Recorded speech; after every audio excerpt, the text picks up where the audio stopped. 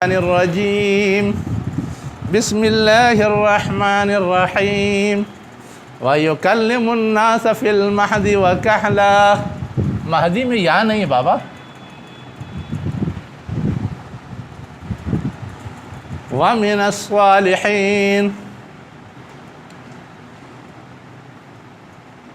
قالت رب أَنَّى يَكُونُ لِي وَلَدٌ وَلَمْ يَمْسَسْنِي بَشَرٌ قال كذلك الله يخلق ما يشاء إذا قضى أمرا فإنما يقول له كن فيكون. اور وہ لوگوں سے بات کرے گا گہوارے میں، گود میں. مہد کس کو بولتے ہیں؟ ماں کے گود کو. وَكَهْلًا، اور ادھیڑ عمر میں. وَمِنَ الصَّالِحِينَ، اور صالحین میں سے ہوگا. کس کے بارے میں یہ بات کہی گئی ہے؟ عیسیٰ علیہ السلام کے بارے میں کہی گئی. ماں کی گود میں بات کی وہ تو ہو چکا، لیکن جو ادھیڑ عمر ہے وہ کہاں ہے؟ اس لیے کہ تاریخ تو یہ بتاتی ہے کہ وہ 33 سال میں اٹھا لیے گئے، اور ادھیڑ عمر کی اوسط تعریف جو ہے وہ 40 اور اس کے بعد کی ہے.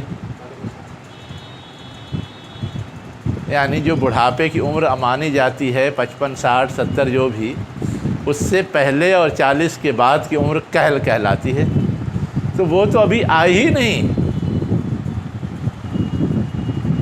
اب لوگ کہتے ہیں کہ یہ گویا اشارہ ہے اور پیشن گوئی ہے کہ وہ اپنے کہل کی عمر پوری کرنے کے لیے آئیں گے. قرآن سے ثابت ہوتا ہے کہ نزول عیسیٰ ہوگا. دلیل یہاں سے لاتے ہیں. ٹھیک ہے، بہرحال دلیل میں وزن ہے، لیکن مزید جو تفصیلات لوگ اپنے پیٹ سے جوڑتے ہیں وہ کوشچن مارک ہے. اب یہ بات کہ وہ گہوارے میں گفتگو کریں گے یہ تو ایک معجزہ ہے، لیکن ادھیڑ عمر میں تو ہر آدمی بات کرتا ہے. اس میں کون عجیب و غریب چیز تھی کہ اس کا تذکرہ کیا گیا وہ معجزہ ہو گیا؟ تو پھر یہ کہتے ہیں کہ دیکھیے وہ اٹھا لیے گئے اور پھر بھیجے جائیں گے، یہ اصل معجزہ ہے. اور اس وقت آ کر کے وہ بات کریں گے تو لوگوں کی سمجھ میں نہیں آئے گا کہ ارے یہ تو پھانسی چڑھا دی گئی تھی پھر کیسے آ گیا، یا نہیں چڑھائی گئی تھی اٹھا لیا گیا تھا تو کیا اب تک زندہ ہیں؟ ایک انسان کی اوسط عمر بہت زیادہ مانے عمر نوح کی طرح تو 1000 سال، اب وہ آئیں گے تو 1000 سال کے بعد. ان کے آنے کی مدت 1000 سال سے زیادہ گزر چکی، اور اس وقت بھی وہ ادھیڑ ہی ہوں گے. اس کا مطلب یہ کہ جس وقت اٹھائے گئے اس وقت جو عمر تھی اسی عمر میں آئیں گے، اور اس کے بعد وہ اپنی طبعی عمر پوری کریں گے، اور اس دوران ان کی وہ کہولت کی عمر گزرے گی اور وہ گفتگو کریں گے تو لوگوں پہ گویا ایک طرح سے شہادت بن جائیں گے معجزے کی شکل میں.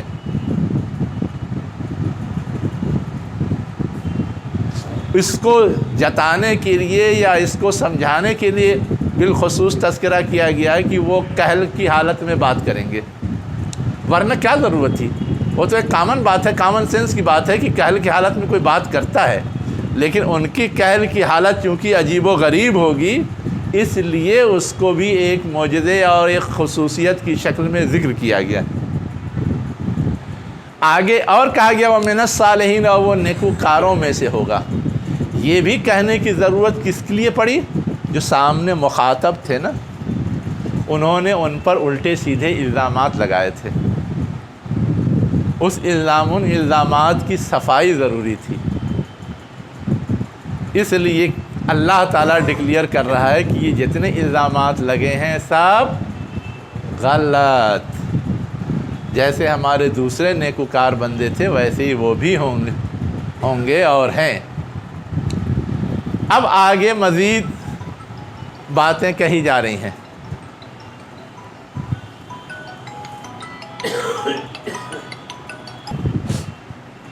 اب آگے کیا کہا جا رہا ہے؟ قالت رب انا یکون لی ولد۔ اب یہ بات جو کہی جا رہی تھی تو وہ تو فرشتے خبر دے رہے تھے، خوشخبری، اس میں ساری خوشخبریاں سنائی جا رہی تھی۔ جب یہ بات سنی مریم علیہ السلام نے تو ان کو تو انسان ہونے کے ناطے، انسانی نفسیات ہونے کے ناطے سوال ذہن میں کھٹک گیا، کیسے یہ ممکن ہے کہ مجھ کو بیٹا ہوگا؟ کسی آدمی نے مجھ کو چھوا بھی نہیں ہے۔ تو پھر فرشتے نے جواب دیا کذالک، ایسا ہی ہوگا، اللہ یخلق ما یشاء، اللہ جو چاہتا ہے پیدا کرتا ہے۔ وہ اسباب کا پابند ہے کیا کہ کوئی چھوئے تو کسی کو پیدا کر پائے گا؟ وہ اسباب کا بدھا ہوا ہے کہ اس کے بغیر کچھ بھی نہیں کر سکتا۔ آگے بتایا کہ جو چاہے اسے پیدا کر سکتا ہے، کیوں؟ اذا قضا امرا فانما یقول له کن فیکون، جب وہ کسی امر کا، کسی معاملے کا فیصلہ کر لیتا ہے، کہتا ہے ہو جا، وہ ہو جاتی۔ تو اللہ کہے گا کہ ہو جا عیسیٰ، ہو جائے گا عیسیٰ، تم کیوں پریشان ہو؟ اب جب یہ بات کہہ دی گئی کہ اللہ کے خصوصی اختیار کی بنا پر خصوصی انداز میں ان کی پیدائش ہوگی، اب مریم علیہ السلام کے لیے کوئی جواب تو تھا نہیں، وہ خاموش ہو گئی۔ اب آگے اور ہے کہ اس اعتراض کا جواب دینے کے بعد ابھی مزید کہا جا رہا ہے وَيُعَلِّمُهُمُ الْكِتَابَ وَالْحِكْمَةَ وَالتَّوْرَاةَ وَالْإِنْجِيلَ، یعنی اللہ تعالیٰ اس کو سکھائے گا، کیا کس کو؟ عیسیٰ کو، کتاب اور حکمت۔ اب کتاب کے معنی تو ہوتا ہے لکھی ہوئی چیز، اور حکمت کے معنی ہوتے ہیں فائدہ مند تدبیر، سادہ لفظوں میں اگر کہنا ہو تو ہم وہی سیدھا سادھا معنی لے لیں تو بھی کوئی مسئلہ نہیں، اور اس سے آگے مزید سمجھانے کے لیے ہمارے علماء اور مفسرین یہ کہتے ہیں کہ کتاب لکھی ہوئی چیز کا مطلب ہے کہ جو اصولی باتیں ہوتی ہیں، قانونی باتیں ہوتی ہیں، وہ لکھی ہوئی ہوتی ہیں یا اٹل ہوتی ہیں۔ تو کتاب سکھانے کا مطلب اصولی باتیں، قانونی باتیں اللہ تعالیٰ سکھائے گا، اور حکمت جو ہوتی ہے وہ جو اس کا نفع نقصان ہے اس کو سمجھانے والی بات ہوتی ہے۔ تو گویا اصول اور قانون بھی اللہ تعالیٰ سکھائے گا، اور ان اصول اور قانون کے پیچھے کیا حکمت ہے، کیا فائدہ ہے، کس نقصان سے بچا جاتا ہے، وہ بھی اللہ تعالیٰ سمجھائے گا، وہ بھی سکھائے گا، اور یہ ہر نبی کرتا ہے۔ عیسیٰ علیہ السلام بھی کریں گے، یعلمہم الکتاب والحکمہ۔ اب آگے اور کہا جا رہا ہے والتوراۃ والانجیل، اللہ تعالیٰ تورات بھی سکھائے گا اور انجیل بھی سکھائے گا۔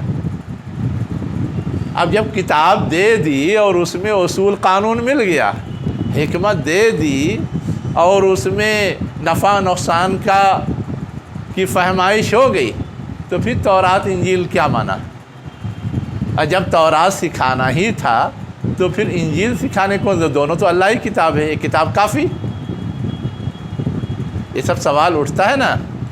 تو ہمارے مفسرین یہ جواب دیتے ہیں کہ تورات جو حضرت موسیٰ علیہ السلام کو ملی تھی وہ قانون کی کتاب تھی، اس میں صرف قانونی بحثیں ہیں، اور انجیل جو حضرت عیسیٰ علیہ السلام کو ملی تھی یہ وعظ و نصیحت اور نفع نقصان کی بحثوں پہ مشتمل ہے۔ عیسیٰ علیہ السلام کو جو نبوی مشن یا اللہ کے پیغام کا فریضہ انجام دینا تھا، تو ان کے لیے دونوں کی ضرورت تھی کہ جو پچھلی شریعت ہے، پچھلا قانون ہے، وہ بھی سیکھیں اور اسی کو نافذ کریں، اور اس کی حکمتیں، حالات، احوال کے لحاظ سے جو سمجھانا ہے وہ سیکھیں، اس کے لیے ان کو الگ سے انجیل دے دی گئی۔ تو یہ دونوں چیزیں ان کی ضرورت تھی، اس لیے دونوں ان کو سکھایا گیا۔ تو اب بعض وہ یہ کہتے ہیں کہ یہ جو کہا گیا ہے کتاب اور حکمت، اصلاً اسی کا یہ مجموعہ ہے جس کی وضاحت کر دی گئی۔ تورات قانون کا مجموعہ ہے تو کتاب اسی کو بولتے ہیں، انجیل واضح و نصیحت اور نفع نقصان کی بات سمجھاتا ہے تو حکمت اسی کو بولتے ہیں، اسی کی گویا ایک طرح سے کیا ہے، یہ وضاحت ہے۔ یہ سب اللہ تعالیٰ سکھائے گا۔ یہ کہہ دینے سے اصل میں جو فرق پڑا وہ یہ کہ کتاب اور حکمت میں یہ پوری گنجائش تھی کہ ہم کسی چیز کو بھی کہہ دیں یہ قانون ہے، ہم کسی چیز کو بھی کہہ دیں یہ اس کی حکمت ہے، لیکن جب اللہ کی طرف سے بتائی ہوئی کتاب میں وہ چیز موجود ہے اور اس کو ہم کہیں گے تو اس میں کسی گھسپیٹ کی گنجائش نہیں ہوگی، کسی اضافے کی گنجائش نہیں ہوگی۔ اس لیے ضروری تھا کہ کہہ دیا جائے کہ یہ اپنی طرف سے نہیں ہے، وہ سب اللہ کی طرف سے، اس لیے کہ تورات بھی اللہ نے دی، انجیل بھی اللہ نے دی، تو گویا اپنی طرف سے گھسانے یا اضافہ کرنے یا کمی بیشی کرنے کا جو الزام لگ سکتا ہے اس سے بچا لیا گیا یا بچ گئے، محفوظ ہو گئے، لوگوں کے لیے دروازے بند ہو گئے، اس لیے اس صراحت کی ضرورت تھی۔ اب آگے کیا کہا جا رہا ہے، وَرَسُولًا إِلَىٰ بَنِي إِسْرَائِيل، اور یہ جو عیسیٰ آئیں گے یہ کیا ہوں گے، پیغامبر ہوں گے بنی اسرائیل کی طرف۔ کان کھول کے سنیے گا،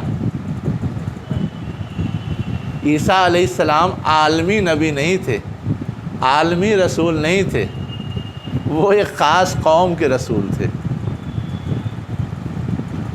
گرچہ آج کی دنیا میں وہ اپنے آپ کو عالمی مشنری کی شکل میں پیش کرتے ہیں، لیکن یہ حیثیت تھی ہی نہیں عیسیٰ علیہ السلام کی۔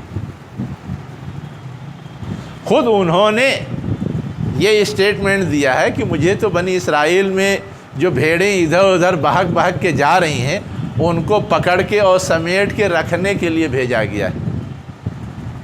بنی اسرائیل کے میں جو لوگ ہیں ان کو بھیڑوں سے تعبیر، یہ جو ادھر ادھر بھاگ رہی ہیں اور دائیں بائیں منہ مار رہی ہیں، ان کو سمیٹ کے رکھنے کے لیے مجھ کو بھیجا گیا ہے، باقی اور لوگوں کے لیے مجھے نہیں بھیجا گیا، ان کے انتظام اللہ کرے گا۔ یہ اعتراف ان کا خود انجیل کے اندر موجود ہے، لیکن قرآن ڈکلیئر کر رہا ہے کہ وہ بنی اسرائیل کے رسول تھے۔ اب یہ سنانے کا مطلب کیا ہے، یہ بھی غور کیجئے۔ مدینے میں سنایا جا رہا ہے، اہل کتاب مخاطب ہیں، وہ یہ سمجھتے تھے کہ رسالت تو ہمارا حق ہے اور ہمارے درمیان جو رسول آئے انہی کی تعلیم کافی ہے۔ جب وہ رسول صرف بنی اسرائیل کے لیے تھے تو بنو اسماعیل کے لیے ان کی ذمہ داری تو تھی نہیں، اور عرب میں بنو اسماعیل زیادہ تھے، ان کا رسول کون، ان کی رہنمائی کون کرے گا؟ تو اگر کوئی رسول ان میں آیا ہے تو اللہ تعالیٰ نے ان کی ضرورت کا بھی سامان کیا، اس میں اعتراض کی کون سی بات ہے؟ یہ اصلاً سمجھانا ہے۔ تو وہ ہوں گے کیا، بنی اسرائیل کی طرف رسول، اور وہ آ کر کے بھی کہیں گے انی قد جئتکم بآیۃ من ربکم، میں آیا ہوں تمہارے پاس اپنے رب کی طرف سے ایک نشانی کے ساتھ۔ یعنی وہ بنی اسرائیلی کو خطاب کریں گے اور ان کو کہیں گے کہ میں تمہارے پاس ایک نشانی لے کر کے آیا ہوں۔ اب کیا نشانی ہے؟ انی اخلق لکم من الطین کہیئۃ الطیر فانفخ فیہ فیکون طیرا باذن اللہ،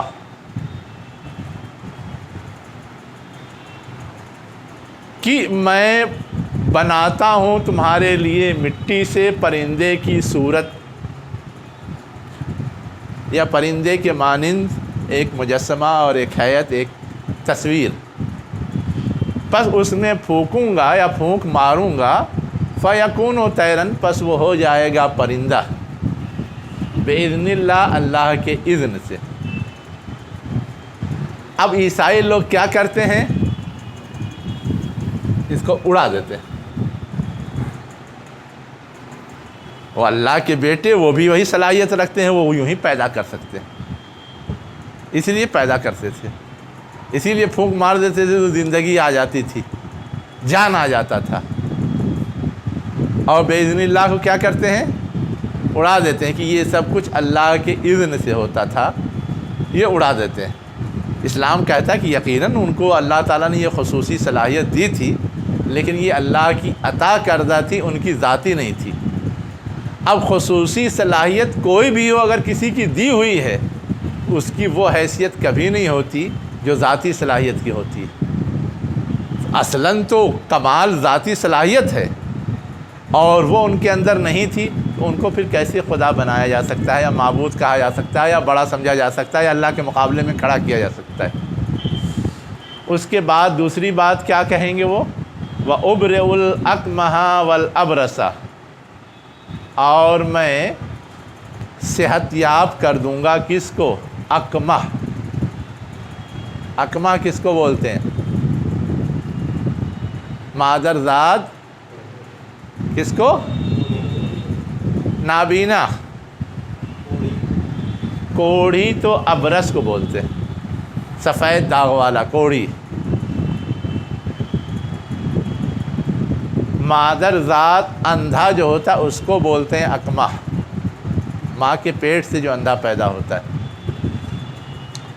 تو ایسے شخص کو میں کیا کروں گا، بینا بنا دوں گا، اور جو سفید داغ کا مریض ہے یا کوڑھی ہے اس کو میں کیا کروں گا، صحت یاب کر دوں گا۔ اب سفید داغ تو ایک وہ ہوتا ہے جو آج کل ہم لوگ دیکھتے ہیں، لیکن ہے یہ کہ جس کو کوڑ ہو جاتا ہے اس کے جراثیم اتنے خراب ہوتے ہیں کہ وہ زخم اگر ٹھیک بھی ہو جائے تو وہاں بھی ویسے ہی سفید داغ ہو جاتا ہے، چمڑی صاف ہو جاتی ہے۔ جیسے ہمارا چمڑا چھل جائے تو شروع میں کیا ہوتا ہے، جب وہ ٹھیک ہوتا ہے تو بالکل وائٹ ہوتا ہے، دھیرے دھیرے پھر چمڑے کی طرح کالا ہوتا ہے تو برابر سرابر ہوتا ہے، قریب قریب ہو جاتا ہے۔ تو یہاں ابرس کے لفظ سے جو لوگ ترجمہ کرتے ہیں کیا کوڑھی کا، وہ اس تناظر میں کرتے ہیں، اور چونکہ ان کے ہاں اس بیماری اور اس تاریخی بیان میں وہ چیز موجود ہے اس لیے کرتے ہیں، ورنہ ابرس کا جو مفہوم ہے سفید داغ، وہ ایسے بھی ہو سکتا ہے بغیر زخم کے یا کوڑ کے، اور کوڑ کی وجہ سے بھی ہو سکتا ہے۔ اس کے بعد کیا ہے، وَأُحْيِي الْمَوْتَى، اور مردوں کو زندہ کرتا ہوں، مر جائے کوئی تو اس کو زندہ کر دوں گا۔ لیکن یہاں بھی کیا ہے، بِإِذْنِ اللَّهِ، جس کو اڑا دیتے ہیں سب، یہ سب خاصیت اللہ کی ہے۔ اللہ کے علاوہ اگر عیسیٰ علیہ السلام کر رہے تھے تو ان کی دی ہوئی صلاحیت کی بنیاد پر، ورنہ شفا دینا اللہ کے ہاتھ میں ہے، زندگی دینا اللہ کے ہاتھ میں ہے، موت دینا اللہ کے ہاتھ میں ہے، خلق کرنا اللہ کے ہاتھ میں، یہ سب اللہ کی خصوصیات ہیں۔ عام انسان یا عام مخلوق کے میں سے کسی کے اندر یہ خوبی نہیں پائی جاتی۔ اب آگے اور کیا کہا جا رہا ہے، یہ خصوصیات ان کی بیان ہوئی، یہاں پر ان کی کئی خصوصیات بیان ہوئی، بالکل ہوئی ہے، اور اوپر آپ ترجمہ کیے بے آیت، ہاں ایک نشانی۔ یس، اصل میں ایک نشانی تو آیت لفظ آیا ہے اس لیے کیا ہے، لیکن یہ آیت لفظ آیا کس لیے، کس چیز کی نشانی کے لیے، رسالت کی نشانی کے لیے۔ وہ رسول بنا کے بھیجے گئے تو رسالت کو تسلیم کرنے کے لیے کہ میں اللہ کا پیغامبر ہوں، ایک سرٹیفکیٹ چاہیے، اور وہ سرٹیفکیٹ ایک ہی ہوگی، وہ 10 نہیں ہوگی۔ اب اس میں کیا کیا لکھا ہے یا کیا کیا چیزیں شامل ہیں وہ ایک الگ بحث ہے۔ تو یہ جو ساری باتیں بتائی جا رہی ہیں وہ اس سرٹیفکیٹ کی بیس ہے نا، لیکن سرٹیفکیٹ ایک ہوگی، اس لیے بے آیتن ایک لفظ آیا، ایک نشانی، ٹھیک ہے۔ وَأُنَبِّئُكُم بِمَا تَأْكُلُونَ وَمَا تَدَّخِرُونَ فِي بُيُوتِكُمْ، اور میں تمہیں باخبر کر دوں گا اس چیز سے جو تم کھاتے ہو، وَمَا تَدَّخِرُونَ، اور ذخیرہ کرتے ہو، فی بیوتکم، اپنے گھر میں، جمع کرنا یا ذخیرہ کرنا،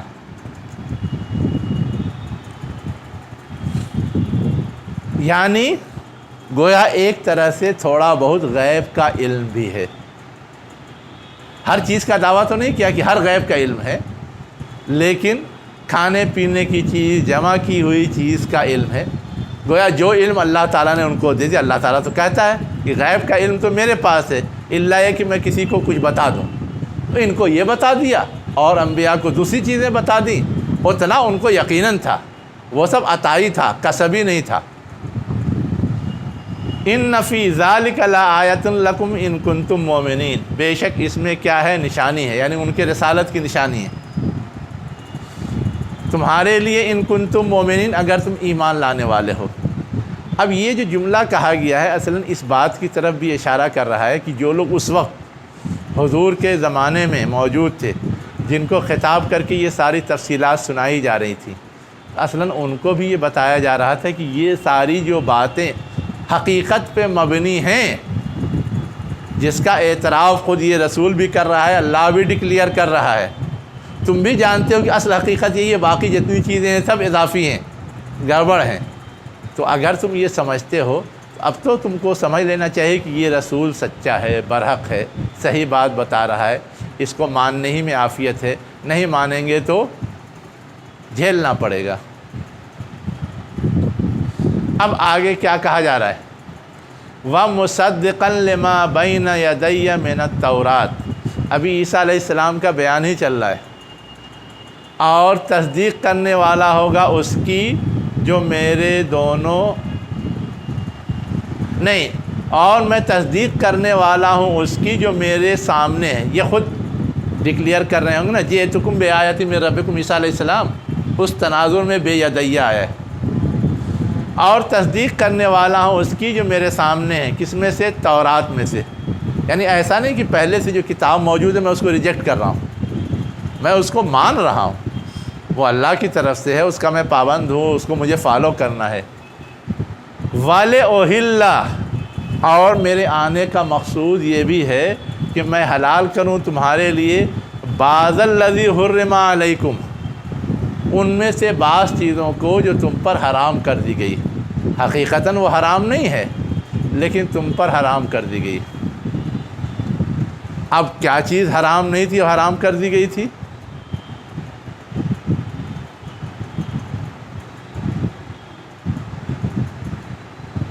بتا سکتے ہیں؟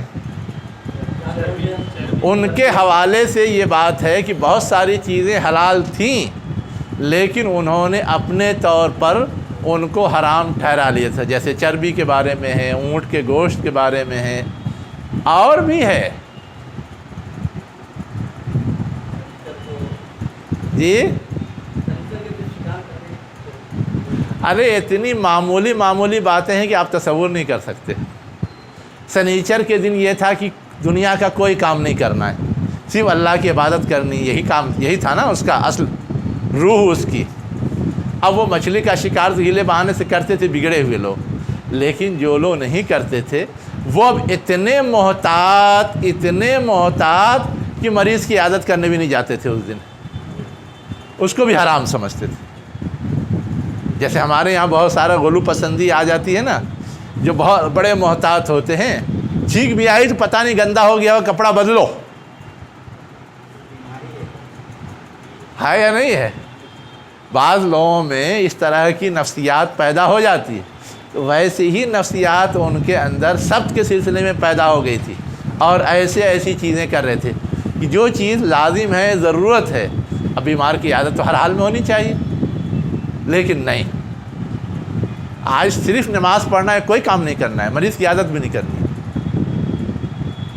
تو اب اس طرح کی سختی زیادہ دنوں نہیں چلتی، تو جو بعد میں اصلاح کے لیے آتا ہے، تجدید کے لیے آتا ہے، وہ اس طرح کی چیزوں کی اصلاح کرتا ہے۔ تو عیسیٰ علیہ السلام اس طرح کی چیزوں کی اصلاح بھی کرنے کے لیے آئے تھے، اور اسی لکھا لِأُحِلَّ لَكُمْ بَعْضَ الَّذِي حُرِّمَ عَلَيْكُمْ، کہ تمہارے برے کرتوت کی وجہ سے جو تم پہ حرام کر دی گئی اس میں سے بعض کو میں حلال کرنے کے لیے آیا ہوں، تمہاری سہولت کے لیے آیا ہوں۔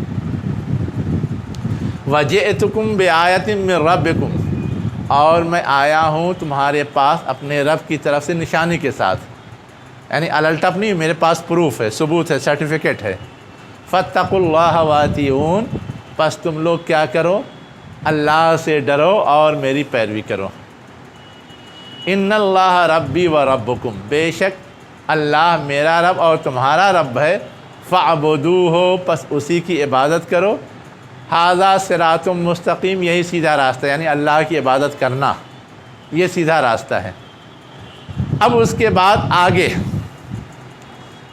یہ دکھایا جا رہا ہے کہ عیسیٰ علیہ السلام کو تو جو ڈیوٹی دی گئی تھی وہ انہوں نے پوری کی، لیکن اس کا نتیجہ کیا برآمد ہوا؟ کہا جا رہا فلما احس عیسیٰ منہم الکفر، پس جب عیسیٰ علیہ السلام نے محسوس کیا ان کی جانب سے کفر، نافرمانی یا انکار، کہ جو پیغام لے کر کے آئے ہیں اس کو بنی اسرائیل مان کے نہیں دے رہے تھے، اور بالخصوص جو ان کے علماء اور چودھری تھے، اس لیے کہ سب سے زیادہ خطرہ تو انہی کو لاحق ہوتا ہے، سب سے زیادہ خطرہ انہی کو لاحق ہوتا ہے، وہ سب سے زیادہ مخالفت کر رہے تھے، اور اس چیز کو عیسیٰ علیہ السلام نے محسوس کیا۔ اب جب محسوس کیا تو اب کیا کریں سوچ رہے تھے۔ اب سوچنے کے لیے تو انسان اپنے طور پہ بھی سوچتا ہے، لیکن آخری سہارا تو اللہ ہوتا ہے نا، تو اللہ سے بھی درخواست کرتا ہے کہ میں تو محنت کر رہا ہوں، کوشش کر رہا ہوں، کوئی نتیجہ نہیں نکل رہا ہے، اب تو ہی کسی طرح سے لوگوں کا دل پھیر دے یا نتیجہ نکال دے یا راہ بتا دے۔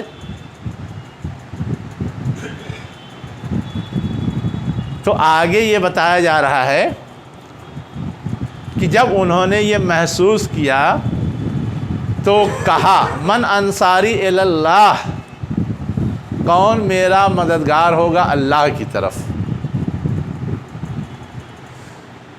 اب یہ یہاں پر جو چیز خاص طور سے نوٹ کرنے کی ہے وہ یہ ہے کہ جب کوئی اپنے آپ کو کمزور محسوس کرتا ہے تو مدد ڈھونڈتا ہے، ایک بات۔ دوسری بات جو سمجھنے کی ہے کہ ایک تو مدد مانگا جائے اپنے لیے تو گویا وہ میرا ذاتی مفاد ہو گیا، اور ایک یہ ہے کہ مدد مانگی جائے اللہ کے لیے تو وہ ذاتی مفاد نہیں ہے، للہ ہے۔ اب جو بھی اللہ کا ماننے والا ہوگا اس وقت وہ سوچے گا کہ اللہ کے لیے ہے تو وہ بھی تو ہماری ڈیوٹی ہمیں کرنی چاہیے، اور ہمارے لیے ہے تو وہ ڈیوٹی تو بہت ثانوی ہے، کریں کریں نہ کریں نہ کریں۔ لیکن اللہ کی مدد نہیں کریں گے تو پکڑے جائیں گے، ان کی مدد نہیں کریں گے تو کہہ دیں گے جتنی استطاعت تھی اتنے کے مکلف تھے۔ لیکن اللہ کے معاملے میں یہ نہیں چلے گا، اس لیے کہ اللہ نے تو کہا کہ سب کچھ ہم نے تمہارا خرید لیا ہے، بچا کے کچھ نہیں رکھنا ہے، سب لگانا ہے میری راہ میں۔ جب ایمان لائے تم تو تم نے تو سودا کر لیا کہ ایمان کے بدلے تم کو جنت چاہیے۔ جب جنت چاہیے تو اب تم کو کوئی گنجائش نہیں ہے کہ کہو کہ ہاں یہ میں اپنی ضرورت کے لیے رکھے ہوا ہوں، تم کو تو اللہ کے لیے لگانا ہی لگانا ہے۔ وہ کنسیپٹ وہاں کام کرتا ہے، وہ تصور وہاں کام کرتا ہے۔ تو انہوں نے کہا کون ہے جو اللہ کی طرف میری مدد کرے گا؟ قال الحواریون، تو حواریوں نے کہا، کیا کہا؟ نحن انصار اللہ، ہم اللہ کے مددگار ہیں۔ انہوں نے بھی کہا کہ تیری مدد کا مسئلہ نہیں، اللہ کی مدد کا ہے، ہم اللہ کے مددگار ہیں، ہم تیار ہیں اس کے لیے۔ اب سوال یہ کہ یہ حواری ہیں کون؟ کچھ لوگ کہتے ہیں ہوارا نام کا گاؤں تھا، وہاں کے رہنے والے لوگ تھے اس لیے حواری کہہ رہے ہیں، جیسے اعظم گڑھ والے آدمی کہتے ہیں جو صحابی تھے ان کے ماننے والے، عیسیٰ علیہ السلام کے ماننے والے۔ عیسیٰ علیہ السلام کے ماننے والے کو یقیناً کہا جاتا ہے، لیکن عیسیٰ علیہ السلام کے ماننے والے یہ لوگ تھے کون؟ اور اصل چیز یہ ہے کہ حواری لفظ کا مفہوم کیا ہے؟ جیسے ہم کہتے ہیں حضور کے ماننے والے کو صحابی یا اصحاب یا صاحب، تو اس کا مفہوم ہے نا ساتھ رہنے والا۔ جو لوگ ساتھ تھے وہ صحابی کہلاتے ہیں، مان گئے تو اس ایمان کو ہم نے اس میں جوڑ لیا ہے۔ تو ویسے ہی یہ کون لوگ ہیں؟ کیا عیسیٰ علیہ السلام کے ساتھ رہنے والے تھے؟ عیسیٰ علیہ السلام کے ساتھ جو رہنے والے تھے ان سے تو انہوں نے محسوس کیا کہ یہ سب ریجیکٹ کر رہے ہیں، تو انہوں نے دوسری جگہوں پہ ہاتھ پیر مارا۔ تو جہاں تھے اس سے ہٹ کر کے جو سمندری علاقہ تھا وہاں انہیں کچھ لوگ ملے جو مچھلیاں مارتے تھے یا دھوبی کا کام کرتے تھے، مچھیرے تھے یا دھوبی تھے۔ اب ان مچھیروں میں سے بھی کچھ لوگوں نے قبول کیا تھا، یہ تاریخ بتاتی ہے، اور ان دھوبیوں میں سے بھی کچھ لوگوں نے قبول کیا تھا ان کی دعوت کو، اور وہی اصلاً حواری کہلاتے ہیں۔ تو آپ کے دعوت کے حوالے سے یہ بھی آتا ہے کہ کیا یہ گندگی دھلتے ہو کپڑے کی، تم کو میں لوگوں کے ذہن و دماغ کا میل دھونے کا کام سکھاتا ہوں، वो करो तुम लोग। लोगों के दिल धोने का काम सिखाता हूँ, वो करो तुम लोग। क्या मछली के शिकार करने के पीछे पड़े हुए हो? मैं तुम लोगों को, लोगों में जो जीनियस किस्म के लोग हैं उनके शिकार का गुण सिखाता हूँ, तुम उनका शिकार करो और लाओ अल्लाह के जाल में। इस अंदाज से उनकी किताबों में बयान मिलता है। बहरहाल यहाँ सीधी सादी बात ये थी कि उनको कुछ हिमायती और मुआविन चाहिए थे, और उन्होंने कोशिश करके जहाँ भी मिल सकते थे वहाँ से हासिल करने के लिए जद्दोजहद की। तो कुछ लोग मिले और उन्होंने अल्लाह की खातिर साथ देना कबूल किया। क्या कहा? आमन्ना बिल्लाह। उनमें से नहीं आए हाँ जो उनके साथी थे, हाँ जो उनके साथी थे जिनके अंदर कुछ तो महसूस किया उन्होंने, हाँ। उनमें से भी आए। उनमें से कोई नहीं आया। तो हवारी के माने तो होते हैं पलटने वाला। हवारी के माने पलटने वाला नहीं होता। किस ज़बान में आता है हवारी के माने पलटने वाला? हिंदी में आया, हाँ, हिंदी में। खींचतान के। असल में मुहावरा जो लफ्ज़ बोलते हैं ना, हिवार, बात करते हैं। बात में ये है कि बात जब हम करते हैं तो बात हमारे पास से जाती है सामने वाला उसका जवाब देता है, तभी वो बातचीत कहलाती। वरना अगर जवाब ना दे तो वो बातचीत नहीं कहलाती। अरबी ज़बान में मुकालमे को और एक दूसरे से बातचीत करने को हिवार बोलते हैं। तो उससे खींच तान करके मफ़हूम पैदा किया है कि गोया वो पलटने वाले थे और रुजू करने वाले थे और उनकी तरफ मुतवज्जा होने वाले थे। ये खींच तान के माना पैदा किया है, वरना इसके माने में इख्तलाफ है जो मैंने पहले बताया। हौरा नाम की जगह है, वहाँ के रहने वाले। धोबी को इब्रानी ज़बान में हवारी कहते हैं, तो उनको, और एक तावील ये भी, और भी तावील लोग करते हैं। लेकिन सहीतर बात ये है कि वो कुछ भी रहे हों, किसी गांव के रहे हों, धोबी रहे हों, या आपके पेशकश को कबूल करने वाले और उसका जवाब देने वाले रहे हों, बुनियादी तौर पे असलन वो आपके हिमायती थे और असलन हिमायती का मसला दरपेश था। उस बहस में जाने का कुछ बहुत ज़्यादा हासिल नहीं है। असल चीज़ है नहनु अंसारुल्लाह। ठीक है, चलिए। तो उन्होंने क्या कहा कि हम अल्लाह के मददगार हैं, आपकी मदद करेंगे। आमन्ना बिल्लाह, हम ईमान लाए। वशहद बेअन्ना मुस्लिमून, और आप गवाह रहिए कि हम अपने आप को अल्लाह की इताअत के हवाले कर रहे हैं, अल्लाह के इताअत गुज़ार बन रहे हैं। अब ये बात जो सुनाई गई ना,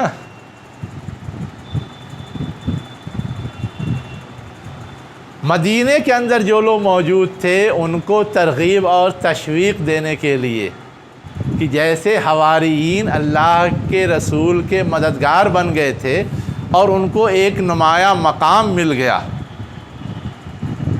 वैसे ही तुम भी अगर मोहम्मद के मददगार बन जाओ तो तुमको भी एक नुमाया मकाम मिल सकता है। तो सही रवैया ये है। सही रवैया वो नहीं है कि उनके कौम के लोगों ने उनकी दावत को रिजेक्ट कर दिया था, इसलिए ख़ास तौर से वो पहलू उजागर किया गया है और सुनाया गया है। अब उन्होंने जो कुछ कहा उसके बाद क्या है? रब्बना आमन्ना बिमा अंज़लता, यानी ईमान का ऐलान किया। सिर्फ इतना ही नहीं, अपने आप को इताअत का गुज़ार करार दिया। सिर्फ इतना ही नहीं, बल्कि ये भी ऐलान किया कि ऐ हमारे रब, हम ईमान लाए उस पे जो तूने नाजिल किया, यानी किताब पे, तेरे अहकामात पे। वत्तबाना रसूला, और हमने पैरवी की रसूल की। फ़क्तुबना मा शाहिदीन, बस तू हमें लिख दे गवाही देने वालों में से। यानी ये डिक्लेयर करना ज़रूरी है कि अल्लाह के साथ साथ अल्लाह की तरफ से जो चीज़ें भी हैं, अल्लाह की किताब, अल्लाह का रसूल, सबको हम तस्लीम कर रहे हैं। ये बात भी समझने की है। वो ये कहते थे हम तो अल्लाह को मानते ही हैं, फिर आप पे ईमान लाने की ज़रूरत क्या? हमारे पास किताब है ही, फिर हमें आप पे आई हुई किताब पे ईमान लाने की ज़रूरत क्या है? हमारे पास तो रसूल का उसवा है ही, फिर आपको की पैरवी करने की ज़रूरत क्या है? तो جب یہاں یہ ہوا کہ حوارین نے کہا جو آپ پر نازل ہوا ہے اس پر ایمان لا رہے ہیں، پہلے سے جو نازل ہے وہ تو ایک الگ بات ہے نا، اور جو رسول موجود ہے اس کی ہم اتباع کر رہے ہیں، تو گویا ان کو یہ ترغیب دی گئی کہ پچھلے کے حوالے سے جو تم کنی کاٹتے ہو، اعراض کرتے ہو، اس کی گنجائش نہیں ہے۔ جیسے انہوں نے اعلان کیا تھا ویسے تم کو بھی اعلان کرنا پڑے گا کہ آج جو رسول ہے اس پر جو کتاب نازل ہو رہی یعنی قرآن، اس پر ہم ایمان لا رہے ہیں، اور آج جو رسول ہے محمد، اس کی پیروی کے لیے ہم تیار ہیں، تو مانا جائے گا۔ اور یہ بات ڈکلیئرڈ ہے کہ حضور کے آ جانے کے بعد اب بغیر حضور کو تسلیم کیے اور بغیر قرآن کو تسلیم کیے کسی کا ایمان معتبر نہیں ہے۔ اب ایک جملہ عجیب و غریب سا آگے ہے، کیا ہے؟ وَمَكَرُوا وَمَكَرَ اللَّهُ وَاللَّهُ خَيْرُ الْمَاكِرِينَ۔ انہوں نے چال چلی، یہ پچھلی ہی بات چل رہی عیسیٰ علیہ السلام کے زمانے کی۔ اب اس میں یہ کہا جا رہا ہے کہ جو لوگ عیسیٰ علیہ السلام کو ریجیکٹ کر رہے تھے، ایسے تھوڑا تھے کہ صرف نہیں مانیں گے کہا کہ کنارے بیٹھے ہوئے تھے، بلکہ یہ لوگ تو پورا کھیل کھیل رہے تھے، اور ہم اور آپ جانتے ہیں کہ ان کا کھیل کیا تھا۔ ان کا کھیل تھا کہ آپ کو بدنام کر کے، آپ پہ الزام لگا کر کے آپ کو سزا دلوائیں۔ یہ ہے تاریخی بات، ہے نا؟ تو وہ اس کوشش میں تھے۔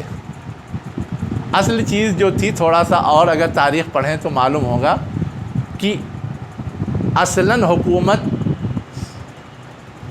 یہودیوں کی نہیں تھی، اصلاً حکومت رومیوں کی تھی، اور یہودی وہاں آباد تھے شہری کی حیثیت سے۔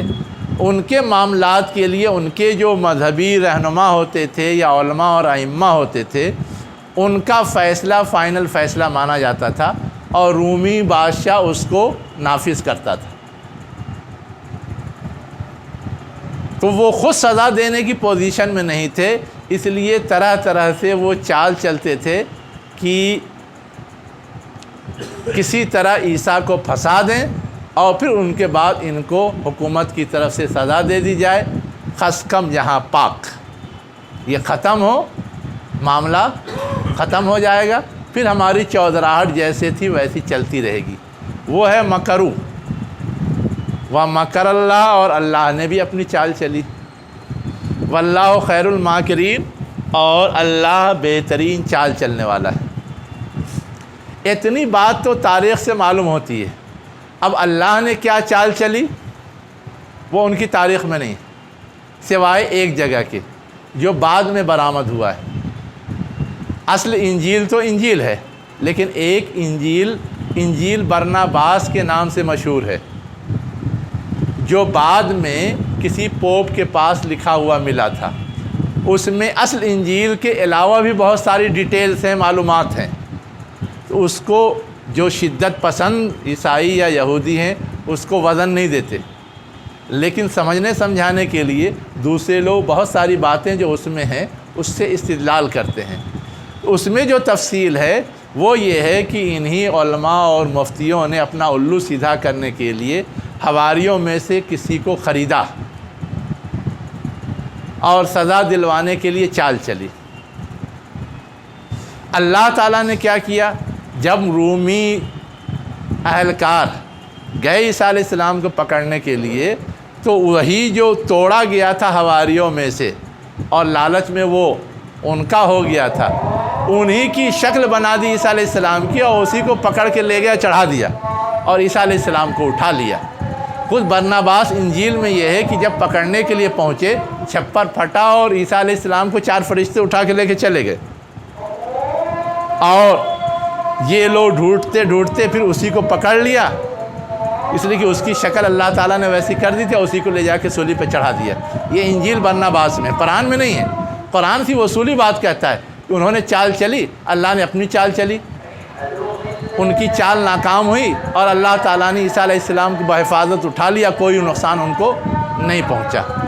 سادہ سی بات یہ ہے، لیکن ان کی کتاب میں یہ ساری ڈیٹیل ہے جس سے اس چال کی کچھ اور تفصیل معلوم ہوتی ہے، اور کچھ سمجھنے میں مدد ملتی ہے۔ اگر صحیح ہے تو ٹھیک، غلط ہے تو اس سے ہمیں کوئی فرق نہیں پڑتا، اللہ نے محفوظ رکھا اور بچا لیا، اتنی بات کافی ہے اللہ کی چال کے کامیاب ہونے کے لیے۔ اب یہ جو آخری بات بتائی گئی ہے، اس آخری بات کو بھی چسپاں کیجئے۔ جو مدینہ کے اہل یہود تھے یا اہل کتاب تھے، وہ بھی حضور کے خلاف چال چل رہے تھے۔ ان کے جتنے لیڈران اور چودھری قسم کے لوگ تھے، وہ بھی ویسے ہی کھیل کھیل رہے تھے، اور اللہ تعالیٰ ان کو ناکام بنانے کے لیے اپنی تدبیر کر رہا تھا۔ تو وہاں بھی یہی ہوا کہ سارے یہودی اور سارے عیسائی جو بھی تھے، سب کے خلاف صورتحال ایسی پیدا ہوئی کہ سب کو مدینہ چھوڑنا پڑا، اور اللہ نے ایسی صورتحال پیدا کر لی کہ حضور کا کچھ بھی نہیں بگڑا۔ تو وہ ہے وَمَكَرُوا وَمَكَرَ اللَّهُ وَاللَّهُ خَيْرُ الْمَاكِرِينَ۔ اب یہاں پر ایک چیز اور سمجھنے کی، اتنی ساری تقریر جو سنائی گئی ہے، سنائی تو گئی ہے اہل کتاب کو سامنے رکھ کر کے، لیکن ہم کو اور آپ کو یہ معلوم ہونا چاہیے کہ مدینہ پہنچنے کے بعد اللہ کے رسول نے دوسرے علاقوں میں بھی کوشش شروع کر دی، وفود بھیجنے شروع کر دیے تھے، اور دوسرے علاقوں میں جو اہل کتاب آباد تھے، وہاں بھی طرح طرح کے سوالات اور چمے گوئیاں پیدا ہو رہی تھی۔ تو سب کو سمجھانے کے لیے کچھ اصولی باتیں جو اسلام کا اسٹینڈ ہے، پچھلے مذاہب کے سلسلے میں، پچھلے انبیاء کے سلسلے میں، خاص طور سے جن مذاہب کے ماننے والے لوگ موجود تھے ان کے سلسلے میں، اس تناظر میں یہ ساری باتیں بیان کر دی گئیں تاکہ اس کی بیس پر کسی کو بھی سمجھانا، بتانا اور منوانا آسان ہو۔ اقول قولی ھذا واستغفر اللہ لی ولکم اجمعین۔